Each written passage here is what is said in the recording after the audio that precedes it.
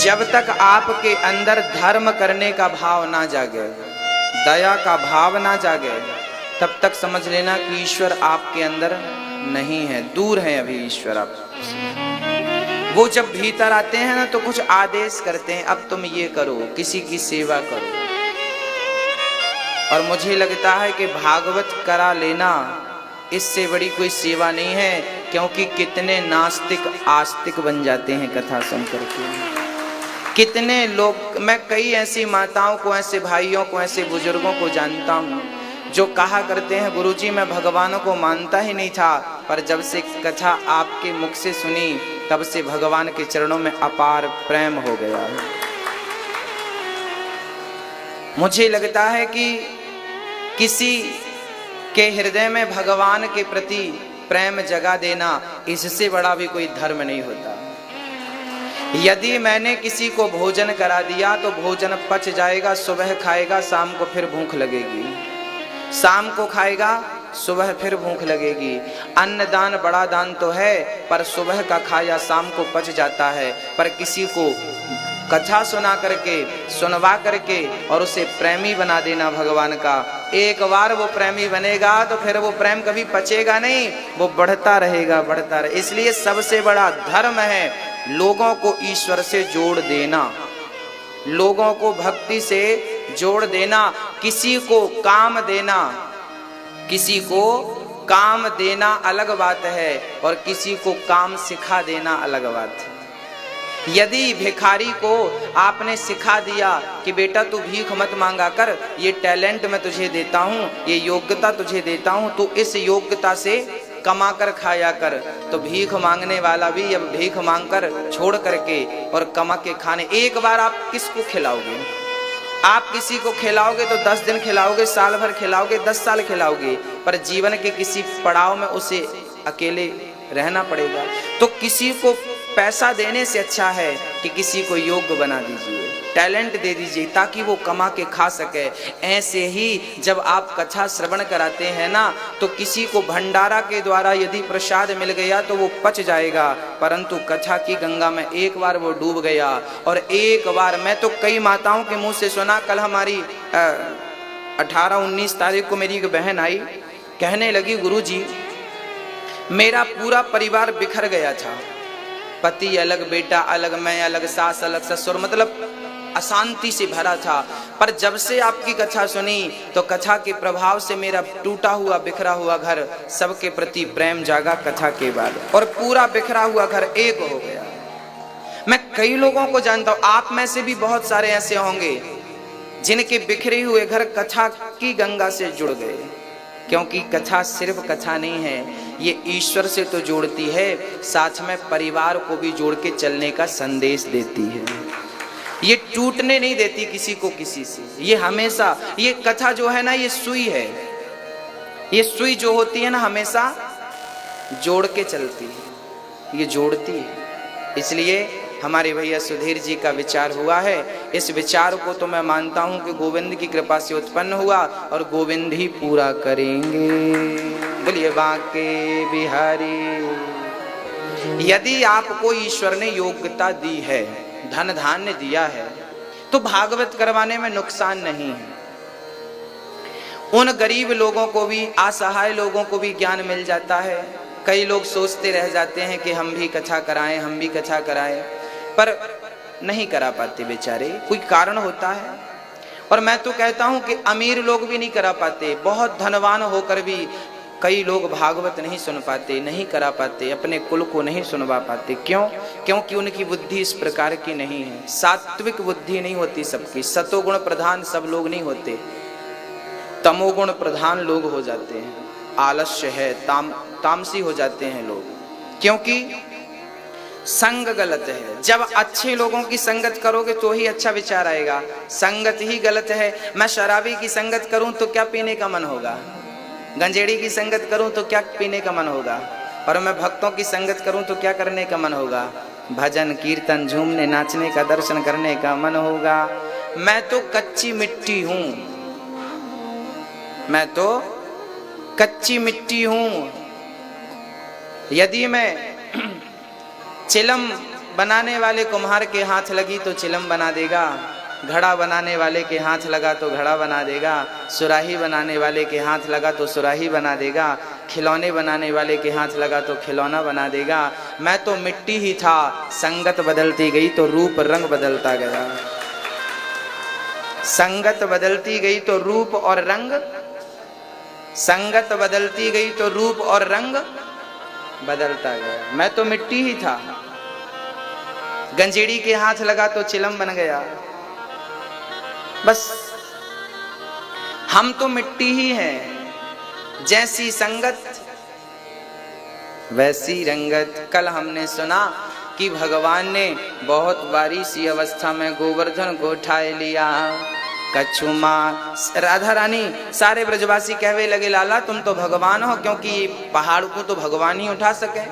तब भगवान ने कहा, कछु माखन को बल बढ़्यो, कछु गोपन करे सहाय। भैया बैठ जाइए ना, आप यहाँ जाइए, आगे यहाँ जाइए। श्री राधा की कृपा भई, मैंने गिरिवर लियो उठाय। बैठ जाइए। कछु माखन को बल बढ़्यो, कछु गोपन करे सहाय। श्री राधा की कृपा भई, मैंने गिरिवर लियो उठाया। भगवान कहते हैं गोवर्धन मैंने नहीं उठाया, राधा रानी की कृपा से। अच्छा याद रखना, ये वृंदावन है। वृंदावन कितना बड़ा है पता है? ये जो 84 कोस की आप परिक्रमा लगा रहे हैं ना, ये पूरा वृंदावन है। जैसे दिल्ली बहुत बड़ा है, मुंबई बहुत बड़ा है, ऐसे उस जमाने में वृंदावन बहुत बड़ा था, बहुत बड़ा था। वृंदावन में ही नंदगांव था, नंदगांव, गोकुल, वृंदावन सब एक ही था। पूरा 84 कोस की परिक्रमा जो है ये पूरी वृंदावन की परिक्रमा है। बड़ा था वृंदावन। भगवान की कुछ लीलाएं वहां हुई, कुछ लीलाएं यहाँ, कुछ लीलाएं वहां।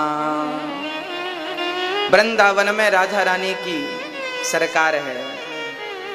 इलेक्शन हो गया, वोट देखो पड़ गया रे,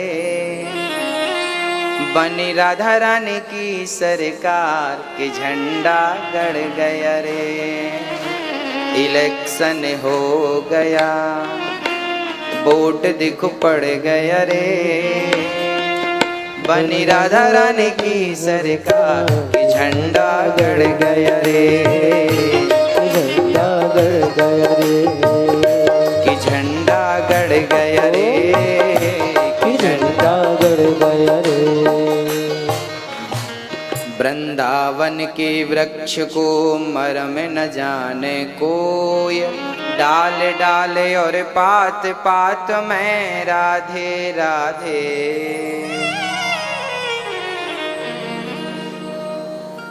तेरी बिगड़ी बना देगी चरण रज राधा रानी।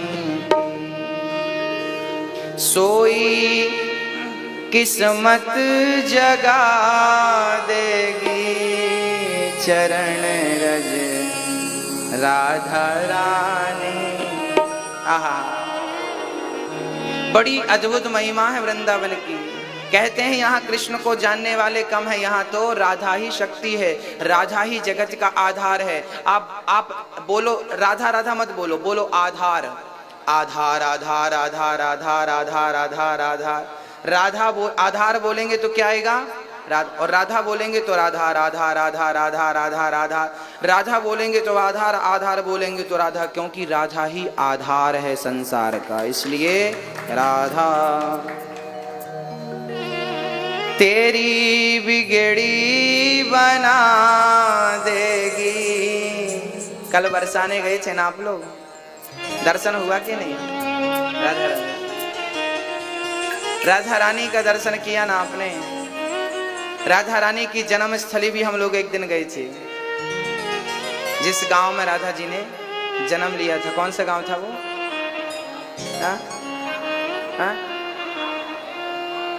रावल गांव राधा रानी की जन्म स्थली है। फिर वहां से आप बरसाना चली गई, तो बरसाने में प्रत्यक्ष बैठी हैं राधा जी, प्रत्यक्ष। इसलिए वृंदावन आए हो, कल आप लोगों को जाना है, कुछ लोगों को परसों जाना है, तो मैं आपको छोटी सी विनती करता हूँ कि जाने से पहले ना वृंदावन में आप लोग 24 तारीख को निधिवन दर्शन करने जाएंगे, वृंदावन का दर्शन करेंगे। कल आज अपन लोग चलेंगे चौमुआ तरफ, कल केवल वृंदावन बचेगा आपका, तो वृंदावन का पावन दर्शन करना और थोड़ी सी रज उठाकर वृंदावन की घर जरूर ले जाना। और कभी तुम्हें बिहारी जी की याद आए, गोविंद की याद आए, राधा रानी की याद आए, तो उस रज को देख लेना। जीवन में कभी जिसके मस्तक पर राधा रानी के चरणों की रज लग जाती है ना, उसकी तकदीर और तस्वीर दोनों बदल जाती है। राधा रानी की बड़ी महिमा है, सब वेदन को सार है राधा नाम। राम का बोलो राम का फुल फॉर्म क्या होता है? राम मतलब राधा, माँ मतलब माधव, राधा माधव ही राम है। ना राम अलग है ना कृष्ण अलग है, ना राधा अलग है ना सीता। अच्छा राधा कौन है? आपको बड़ा कंफ्यूज होता है कभी कभी कि रुक्मणी, लक्ष्मी माँ तो रुक्मणी है, जो लक्ष्मी है नारायण, नारायण है कृष्ण, लक्ष्मी है रुक्मणी, फिर राधा कौन है? और राधा 11.5 साल की उम्र में, अर्थात 11.5 वर्ष तक कृष्ण के साथ थी। उसके बाद जो वियोग हुआ तो 100 साल तक मिलन ही नहीं हुआ। 100 वर्षों का, जब भगवान 11.5 वर्ष की उम्र में वृंदावन छोड़कर मथुरा गए, उसके बाद कहकर गए थे मैं 2 दिन में आ जाऊंगा। 100 वर्ष तक भेंट नहीं हुई। जाने के बाद राधा जी से कृष्ण की भेंट हुई थी कुरुक्षेत्र में, स्नान करने गए थे, तो राधा जी भी गई और कृष्ण जी भी गए, तो कुरुक्षेत्र में भेंट हुई थी 100 वर्ष बाद। ये राधा कौन है? एक बात मैं क्लियर कर दूं कि राधा और कृष्ण 2 नहीं है। जैसे मिश्री और मिठास 2 नहीं है, ऐसे राधा और कृष्ण एक है। अब थोड़ी सी चर्चा करते हैं, हम पिछले जन्म में जाते हैं, हम चलते हैं त्रेता युग में। जब भगवान श्री राम ने सीता माता का त्याग कर दिया, पता है सीता माता जंगल में कितने साल रही? पता है आपको? माता सीता, जब राम जी ने सीता को धोबी भाई के कहने से त्याग दिया, तो 11.5 वर्ष तक सीता माता जंगल में रही। राम और सीता बहुत प्रेम करते थे एक दूसरे से, पर किसी तीसरे के कहने से, चूंकि वो राजा थे ना, मर्यादा का ख्याल रखना, हमारा राजा ऐसा ना हो जिस पर लोग उंगलियां उठाएं, तो राजा ऐसा भी ना हो। तो भगवान राजा थे, मर्यादा पुरुषोत्तम थे, तो राम जी ने सीता को घर से निकाल दिया। 11.5 वर्ष तक सीता माता रही। उसके बाद तो माता जी पृथ्वी में समा गई। इन्हीं दौरान लवकुश हुए, वो चर्चा अलग है। अच्छा, उन्हीं दौरान आपने सुना होगा कि भगवान राम ने राजसु यज्ञ किया था, पर वो यज्ञ ऐसा था कि उस यज्ञ में यदि हम गृहस्थ हैं तो पत्नी का होना अनिवार्य है। कोई भी पूजा पाठ, यज्ञ अनुष्ठान बिना पत्नी के नहीं होता, याद रखिएगा, है ना। पूजा पाठ करने का अधिकार गृहस्थों को है पत्नी के साथ। उस यज्ञ के आचार्य थे श्री वशिष्ठ जी, यज्ञ कर रहे थे वशिष्ठ जी। तो अब सीता नहीं थी, सीता चूंकि जंगल में थी और राम गृहस्थ थे, तो बिना सीता के यज्ञ संपन्न हो नहीं सकता था। तब गुरुजी से पूछा गया कि अब इस स्थिति में क्या किया जाए। तब गुरुजी ने कहा कि स्वर्ण की सीता बनाई जाए। तो उस यज्ञ में सोने की सीता बनाई गई और राम के बाजू में बिठाई गई। गुरु वशिष्ठ ने उस स्वर्ण की सीता की प्राण प्रतिष्ठा कर दी। तो सीता जो जंगल में थी उनका अंश इनमें आ गया, क्योंकि वो सीता कोई साधारण नहीं थी, जगत जननी थी, सब कुछ करने की सामर्थ्यता थी। रावण को एक नजर देख देती ना सीता मां मर जाता, पर वो मर्यादा लीला करनी थी ना मैया। सीता को बिठाया गया। जब राम जी का यज्ञ पूरा हुआ, उसी यज्ञ में फिर घोड़ा छोड़ा गया था, फिर लव कुश ने पकड़ा था, फिर राम, वो चर्चा सबको विदित है। तो वो यज्ञ पूरा हुआ, उसके बाद अब कहा कि सीता का क्या किया जाए। अच्छा राम ना उस फिर जब सोने की सीता हुई ना तो राम उसी को देखते रहा करते थे। फिर राम को लगा कि मैं तो इसी में लगा हूं, तो राम जी का मन हुआ कि इस सीता को अब विसर्जित कर देना चाहिए। तो सरयू जी में ले जाने लगे, विसर्जित करने लगे। तब उस सोने की सीता ने कहा था कि मुझे तो प्रभु आपने दूर कर ही दिया, कम से कम मैं मूर्ति के रूप में आपके चरणों में हूं, तो कम से कम मुझे तो अपने से दूर मत करो। तब राम जी ने कहा था, सीता जितने दिन तुम दूर रही हो उतने दिन तुम पास भी रहोगी, पर इस जन्म में नहीं, अगले जन्म में। तो वही राम कृष्ण बने और वही सीता, जो 11.5 वर्ष का वियोग हुआ, तो इस जन्म में 11.5 वर्ष तक माता सीता के साथ राम जी रहे। वो सीता राधा के रूप में थी और वो राम श्री कृष्ण के रूप में थे। बोलिए राधा कृष्ण भगवान। तो राधा कौन है? राधा वो सीता है, राधा वो सीता है जो मूर्ति के रूप में थी। जिस मूर्ति की प्रतिष्ठा कराई थी उस सीता के रूप में ही इस जन्म में वही शक्ति राधा के रूप में है और कृष्ण के संग वो विराजित थी। हरि अनंत हरि कथा अनंता। भगवान श्री कृष्ण आगे की लीला करते हैं। एक दिन क्या हुआ कि एकादशी का दिन था, नंद बाबा स्नान करने गए तो उन्हें वरुण लोक में वरुण देवता लेकर के चले गए।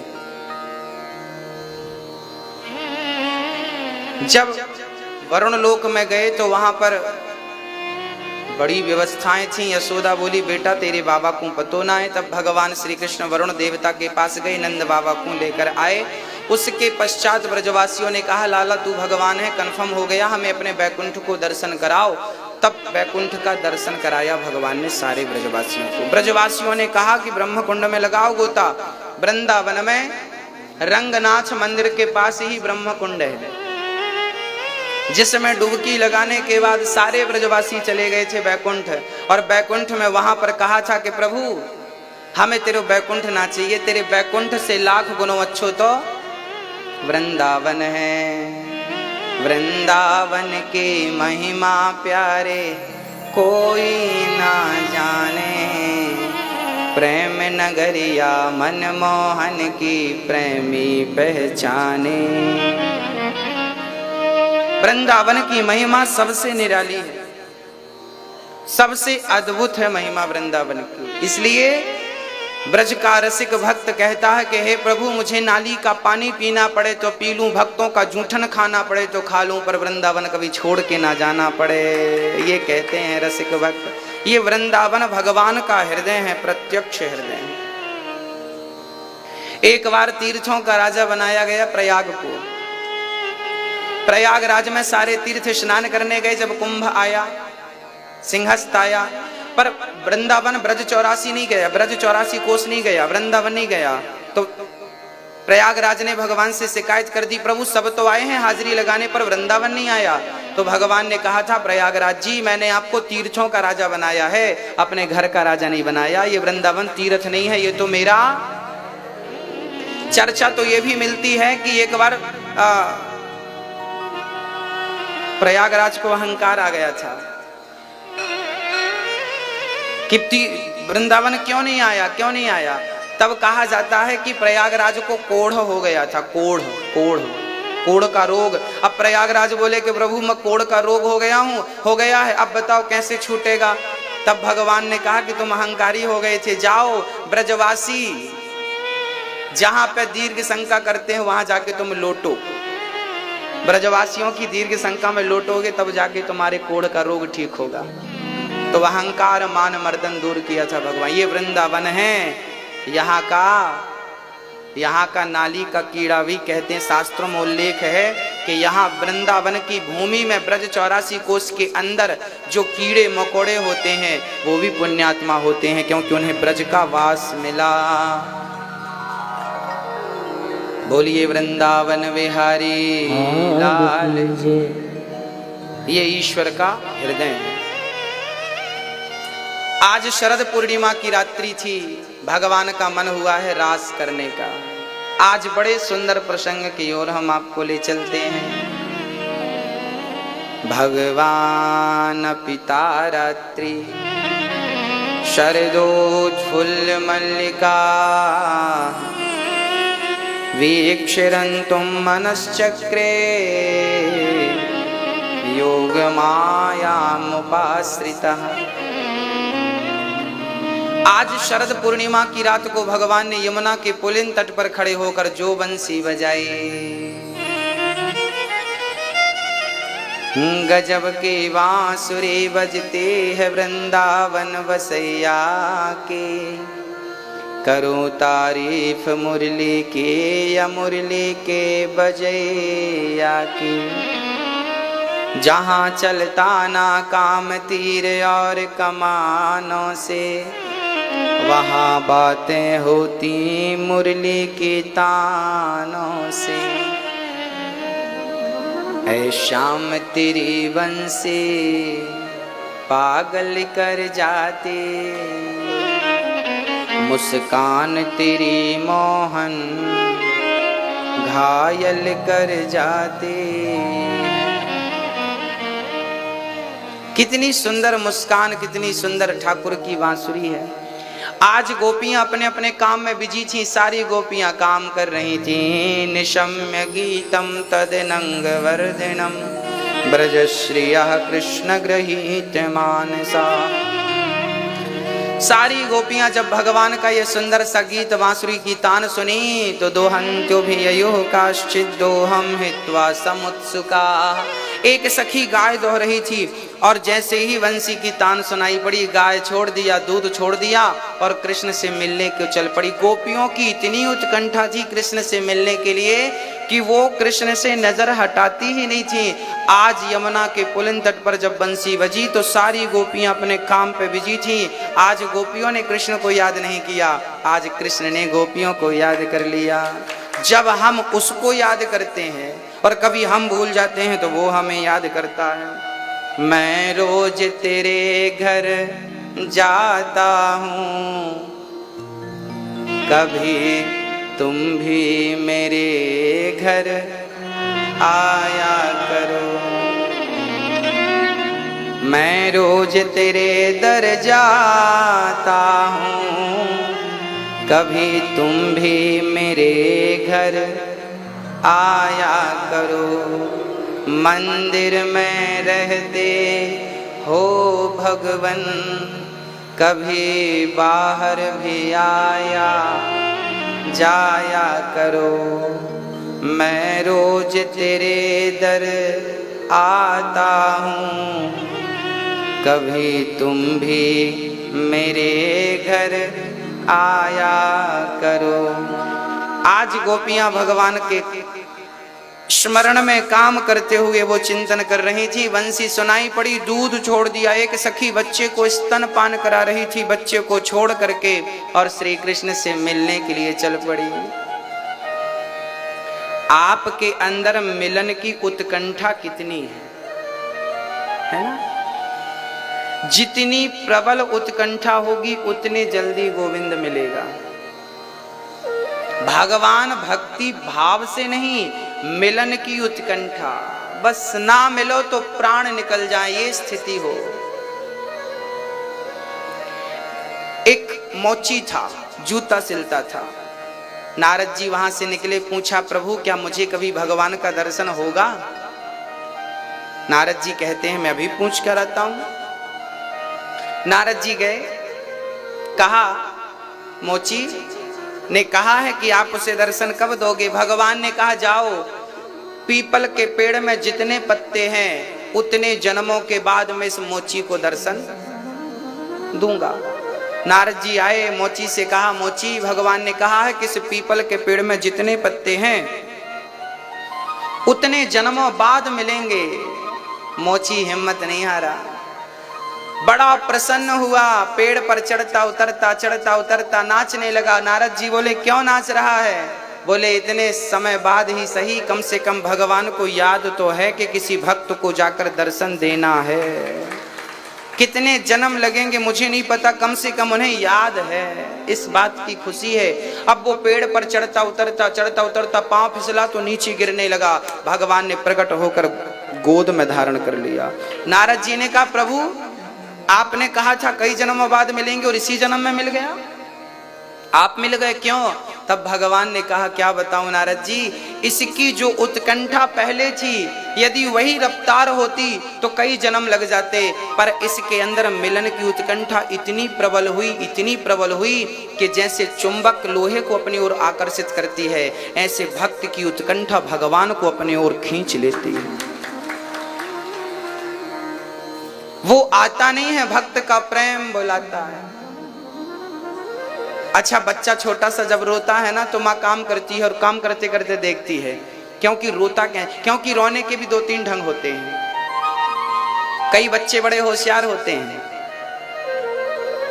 वो ऐसे ही रोते हैं, मतलब उनको कोई अंदर से नहीं होता। बच्चे भी चतुर होते हैं, उनको लगता कि करने से काम बनता है तो फिर ज्यादा क्यों सिसकियां ली जाएं, तो वो करता रहता है। माँ नहीं आती, माँ भी जानती है तुम मैं तेरी माँ हूं, वो भी रोता रहता, माँ काम करती रहती है।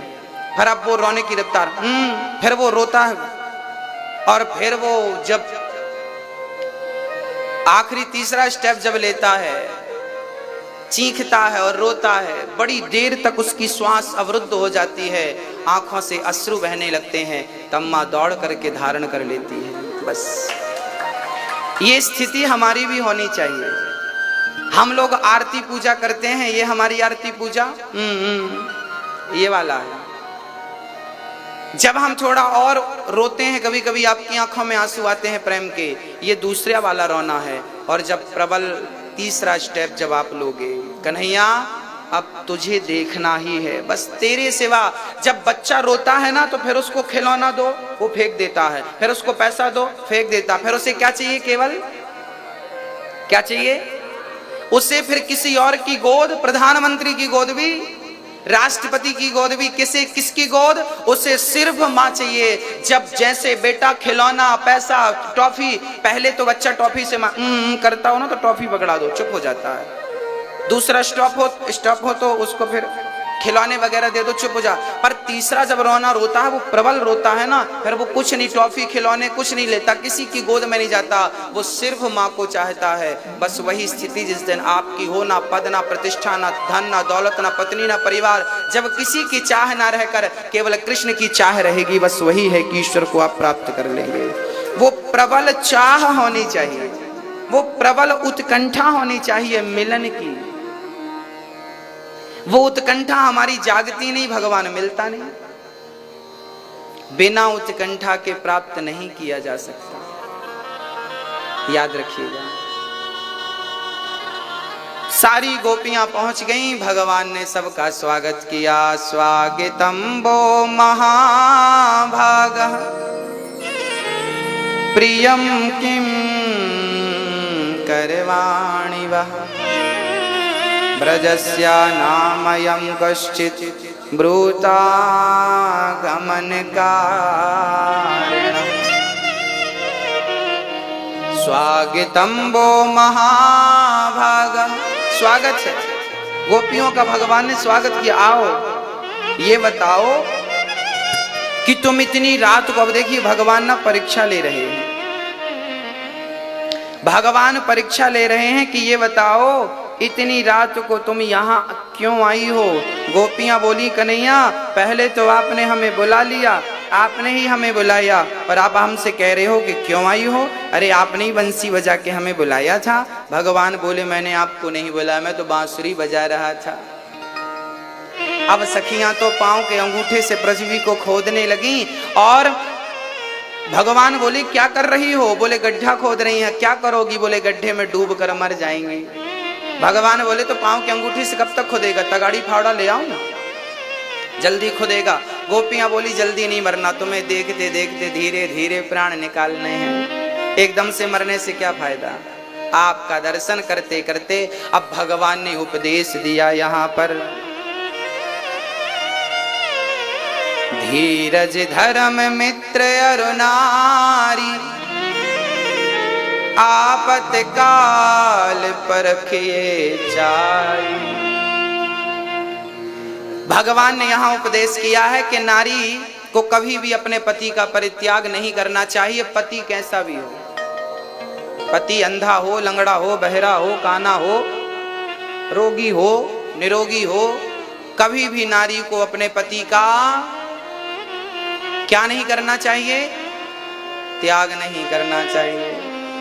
मैया जी पति कौन होता है, कौन होता है, दुश्मन कौन, परमेश्वर भगवान होता है पति। तो क्या भगवान का त्याग करना चाहिए। कभी भी अपने पति से विवाद नहीं करना चाहिए। अच्छा पति को भी चाहिए कि वो अपनी पत्नी से बहुत प्रेम करे। आपके पति करते हैं कि नहीं आपसे प्रेम। मैया, ओ मैया, आपके पति प्रेम करते हैं कि नहीं आपसे।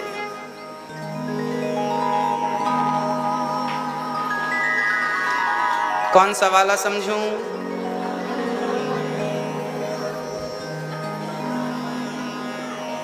करते हैं। पति भी अच्छा हो, पत्नी भी अच्छी हो।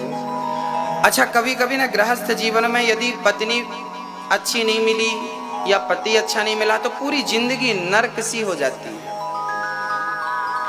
इसलिए पति पत्नी दोनों को, तीसरा कैसा है मुझे उसकी जरूरत ही नहीं है बोलने की। यदि पति पत्नी अच्छे हैं तो फिर वो बड़ी सी बड़ी आंधियों को सह लेंगे, और यदि इनमें फूट है, इनमें कुछ गड़बड़ी है तो फिर जमाने का प्यार मिले तो भी बहुत कम है, और जमाना दुश्मन हो जाए और पति पत्नी में प्रेम है तो बहुत कुछ है। ये जो गाड़ी के पहिए हैं ना, गाड़ी में दो पहिए होते हैं, साइकिल में ये दो पहिए पति पत्नी ही है। पत्नी जितना महत्व रखती है पति भी उतना ही, और पति जितना महत्व रखता है। कई पुरुष ऐसे होते हैं जो अपनी पत्नी को पांव की जूती समझते हैं। कई बुद्धिमान पुरुष होते हैं, तुम तो हमारे पांव की जूती हो। मैं ऐसे पतियों से कहना चाहूंगा कि भैया जी पत्नी पांव की जूती नहीं होती, पत्नी तो सिर की पगड़ी होती है। समाज की सम्मान, समाज का सम्मान, आपका गौरव होती है नारी। ये वही नारी है जिसने आपके वंश को आगे बढ़ाया है, आपके वंश को अपने गर्भ में जगह दी है। वो पांव की जूती कैसे हो सकती है। पांव की जूती समझने वाला, जो स्त्री को पांव की जूती समझता है वो सबसे निकृष्ट पुरुष है, थर्ड क्वालिटी का आदमी है, अविवेकी है, मूर्ख है। ये नारी का सम्मान जो करता है, जिस घर में नारी हंसती है, मुस्कुराती है, खेलती है, प्रसन्न रहती है, उस घर में धन धान्य लक्ष्मी की कभी कमी नहीं होती। और जिस घर में नारी सदा रोती रहती है उस घर में कभी समृद्धि नहीं होती। यत्र नार्यस्तु पूज्यन्ते रमन्ते तत्र देवता, तत्रैतास्तु न पूज्यन्ते सर्वास्तत्र फलाक्रिया। सारी क्रियाएं व्यर्थ हैं, पूजा पाठ व्यर्थ है उस घर का जिस घर में नारी का निरादर होता है। इसलिए नारी का क्या करना चाहिए? नारी बहुत बड़ी त्यागी होती है। पुरुष अपनी माँ को नहीं छोड़ता, अपने पिता को नहीं छोड़ता, अपने नाम को नहीं छोड़ता, गोत्र को नहीं छोड़ता, अपने आंगन को, अपने घर को नहीं छोड़ता। पर नारी जो है, ये नारी सन्यासी होती है। नारी का जब विवाह होता है ना, तो विवाह के तुरंत बाद ही वो अपनी माँ, पिता, भाई, बहन, जिस घर में खेली खाई पली बढ़ी वो घर, घर की क्या कहें, अपना नाम, अपना गोत्र, अपनी जात, सब कुछ छोड़ देती है केवल पति के लिए। और वो पति कहता है कि तुम मेरे पांव की जूती हो। कितना दुष्ट पति है ये, जो नारी का सम्मान नहीं कर सका वो भगवान का क्या सम्मान करेगा, क्योंकि भगवान खुद नारी का सम्मान करते हैं। राधा जी के चरण दबाते हैं श्याम सुंदर। राधा जी को अपने हाथ से पायल पहनाते हैं श्याम सुंदर। जो राधा नाम न हो तो रसराज विचारो रो तो, ना हो तो कृष्ण अवतार कहे जा राधे राधे। राधा अलबेली सरकार जपे जा राधे। राधा सब वेदन को सार जपे जा राधे। तो ये राधा रानी का, अरे माता सीता को भगवान अपने हाथ से गजरा पहनाते थे और सीता को लेके गया तो राम जी चाहते दूसरा विवाह कर लेते, पर ना, नारी की मर्यादा के लिए, नारी के सम्मान के लिए रावण को मार करके समुद्र में सेतु बना डाला मेरे राम ने। लोग कहते हैं प्यार की निशानी ताजमहल है, मैं कहता हूँ प्यार की निशानी तो ताजमहल नहीं, राम सेतु है, जो राम ने सीता के प्रेम में सेतु बनवाया पानी के भीतर, पानी के ऊपर। बोलिए राजा रामचंद्र भगवान। हमारे भारत में ना गृहस्थी अच्छी होती थी। राम और सीता के बीच में कभी झगड़ा हुआ? दशरथ जी और कौशल्या के बीच में? वो कैकई से झगड़ा नहीं हुआ था, वो कैकई से राम ने वरदान मांगा था छोटे में कि माँ मुझे आप वनवास भेज देना। इसलिए कैकई ने राम को वनवास, कैकई बहुत प्यार करती थी राम से। जिस घर में एक दूसरे के प्रति प्रेम होता है ना, वो घर स्वर्ग हो जाता है।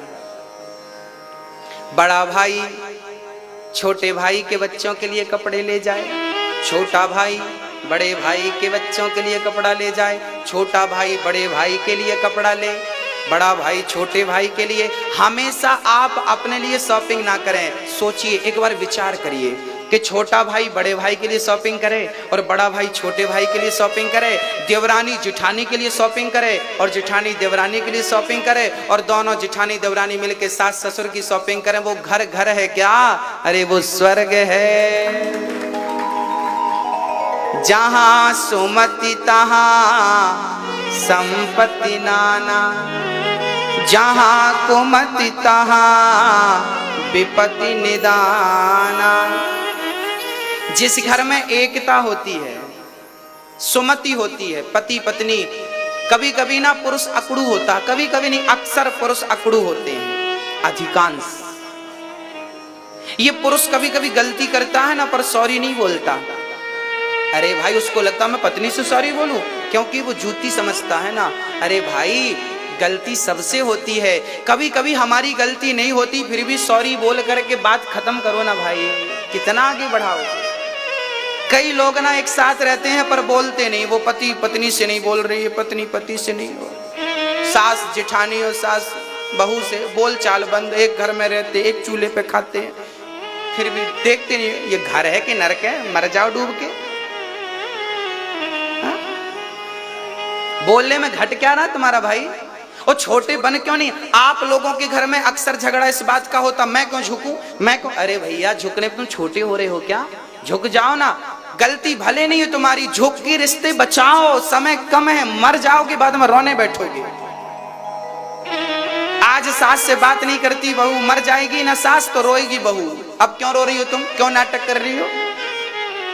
कई बहुएं अपनी सास से बात नहीं करती और सास मर जाती है तो फ्रंट में बैठ के रोती हैं, बड़ी नाटकबाज होती हैं बहुएं।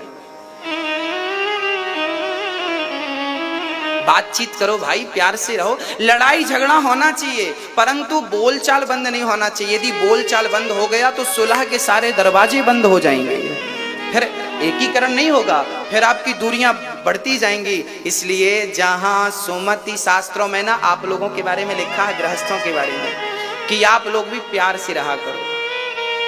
भाई कैसा हो, लक्ष्मण जैसा भाई हो। भरत जी तो अयोध्या का राज्य छोड़ करके राम से मिलने, भाई ऐसा होना चाहिए। ये नहीं कि भाई की कॉलर पकड़ के डिसुम डिसुम करता रहे। भाई एक बाप की संतान हो, तुम दोनों के अंदर एक सा रक्त बह रहा, प्यार से रहो ना भैया जी। और मेरी माँ, आप जेठानी देवरानी बड़ा झगड़ा करती हो। आपकी सबसे बड़ी दुश्मन जेठानी है और देवरानी है, और तीसरी सास, और चौथी ननंद तो सबसे बड़ी है। ये घर घर की कहानी। मैं जिन जिन से मिलता हूं अक्सर या तो सास की, या तो बहू की, या तो जेठानी की, या देवरानी, या ननंद, इसके आगे कोई ऑप्शन नहीं है। पाकिस्तान हिंदुस्तान का झगड़ा सुलह शायद सुधर जाए, रिश्ते सुधर जाए, पर सास बहू के रिश्ते सुधरना बड़ा मुश्किल है। मैया सास गाली देवे, देवर जी सस समझा लेवे, ससुराल गेंदा। प्यार से रहा करो। बिन परमेश्वर सोना मंदिर, बिंदिया बिना लार सोना, पति बिना संसार। बिन परमेश्वर सोना मंदिर, बिंदिया बिना लीलार सोना, पति बिना संसार। जैसे मंदिर कितना भी बड़ा हो पर मंदिर में मूर्ति ना हो तो बिना मूर्ति के मंदिर की शोभा। नारी कितनी भी सुंदर हो, उसकी मांग, उसके माथे पे बिंदिया ना हो तो नारी अधूरी है। ऐसे नारी कैसी भी हो, उसका पति ना हो तो वो पति के बिना अधूरी। बिन परमेश्वर सूना मंदिर, बिंदिया बिना लीलार सोना, पति बिना संसार। पति ना हो तो संसार सूना हो जाता है। पति क्या है? पति ही जप है, पति ही तप है, पति ही है करतार। ओ पति से ही पत इस तन की है, पति बिन विपति हजार सोना, पति बिना संसार। एक पतिव्रत रहे जगत में। नारी के कितने व्रत होते हैं? आज हमारे भारत की नारियां अपनी मर्यादाएं भूलती जा रही हैं। ये अपने पति से झगड़ा करती हैं, कई पत्नियां तो पति को मारती तक है। हाँ, पति ही जप है, पति ही तप है, पति ही है करतार। एक पतिव्रत रहे जगत में, सब व्रत हैं बेकार। बिन पतिव्रत के नारी का तो जीवन है बेकार सोना, पति बिना संसार। वैसे हमारी माताओं के दो पति होते हैं। एक पति संसार का वो जिसने मांग भरी, एक पति वो तुम हो एक अगोचर, सबके प्राणपति। वो सबका पति है, इसलिए ये दुनिया का पति चला जाए, रूठ जाए तो रोना मत। जब दुनिया का पति साथ छोड़ दे तो गोविंद का हाथ पकड़ लेना, वो आपका साथ कभी नहीं छोड़ेगा। और समय कम है ओ भक्तों, उस स्वर्गा से आयो है संदेश, बुलावो आग्यो राम को।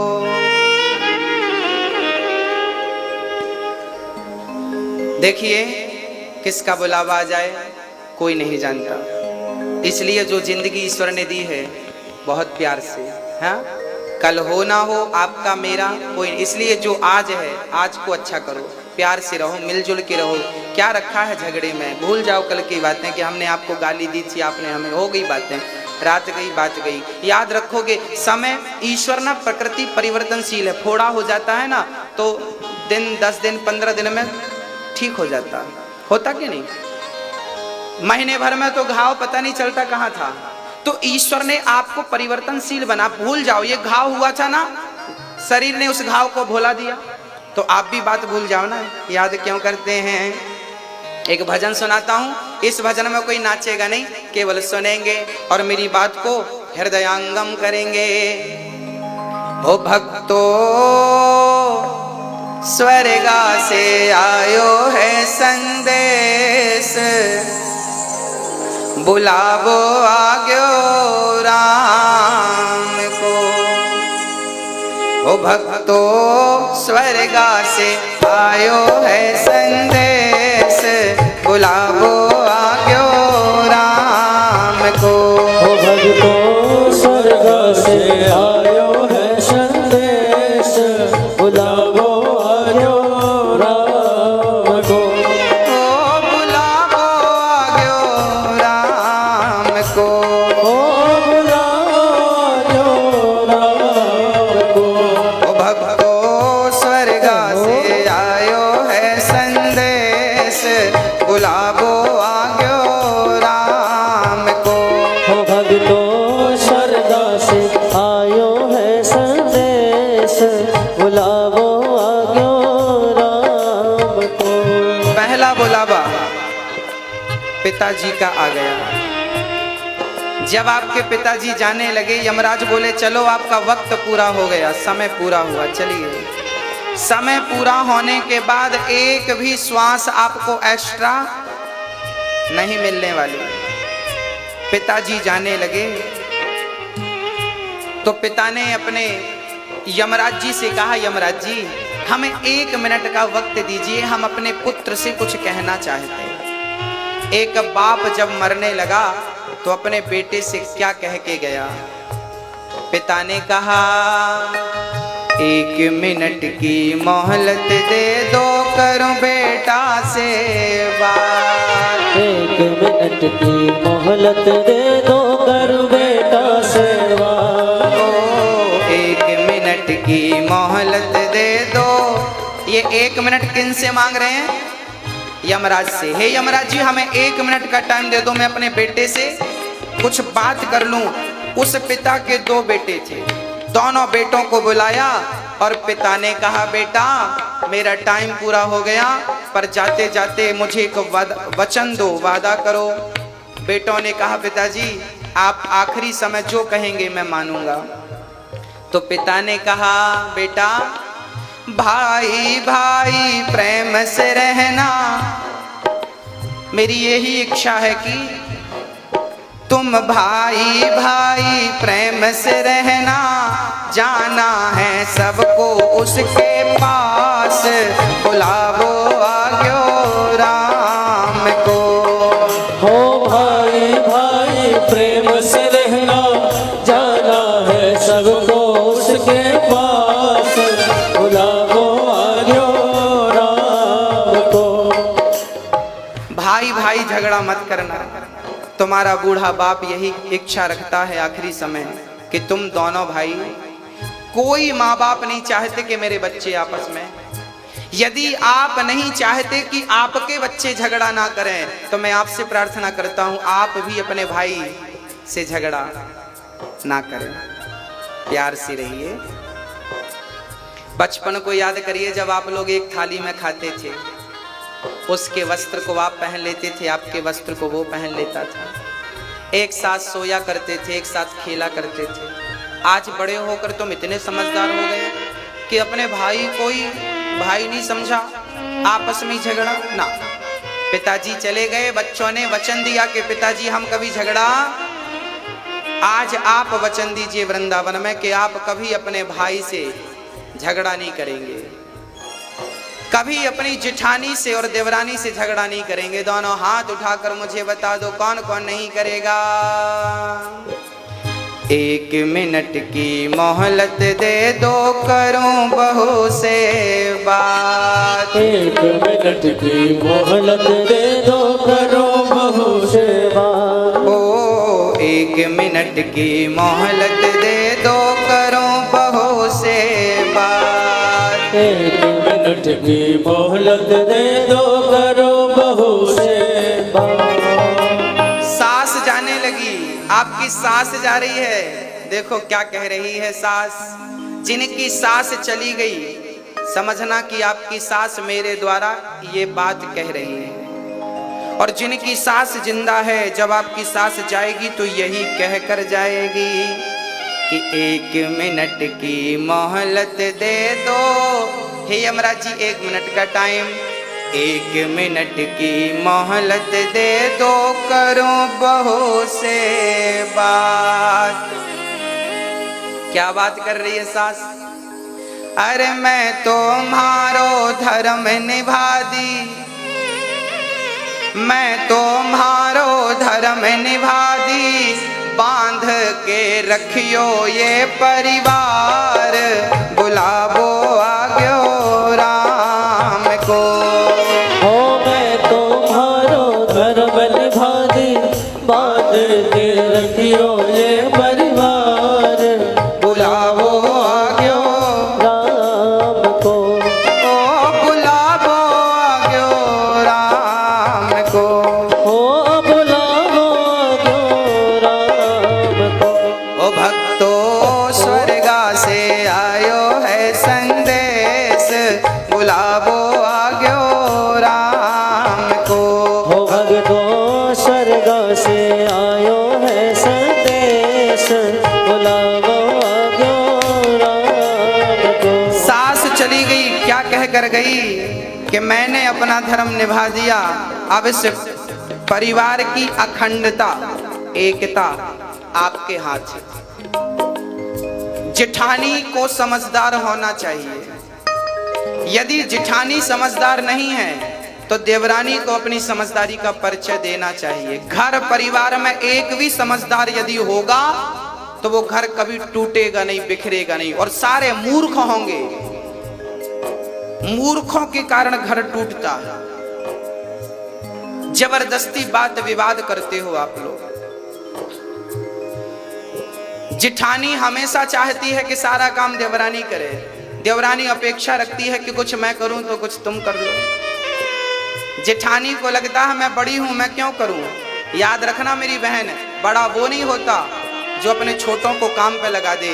बड़प्पन इसे कहते हैं कि बेट भाई तुम छोटे हो, तुम मत करो, मैं सारा काम करती हूँ, मैं करती हूँ। जेठानी कहे कि आज भोजन मैं बनाऊंगी तो देवरानी कहे कि ना बहन आप क्यों बनाओगी, मैं हूं ना। एक काम के लिए जब झगड़ा हो कि नहीं आप नहीं मैं करूंगी, जेठानी कहे कि आज बर्तन मैं धुलूंगी, देवरानी कहे ना ना आप क्यों धुलेंगी, मैं धुलूंगी। तो एक काम करो ना, दोनों मिलके धुल लो। एक काम करो ना, भोजन दोनों मिलके बना लो। सोचिए जब देवरानी जेठानी मिलकर भोजन बनाती हैं, मिलकर झाड़ू पोंछा करती हैं, मिलकर सास का एक पांव जेठानी और एक पांव देवरानी, वो घर नहीं है मेरी माँ। आप ही अपने घर को स्वर्ग बना सकती हो और आप अपने घर को नर्क बनाती हो। कहाँ रहना है आपकी मर्जी।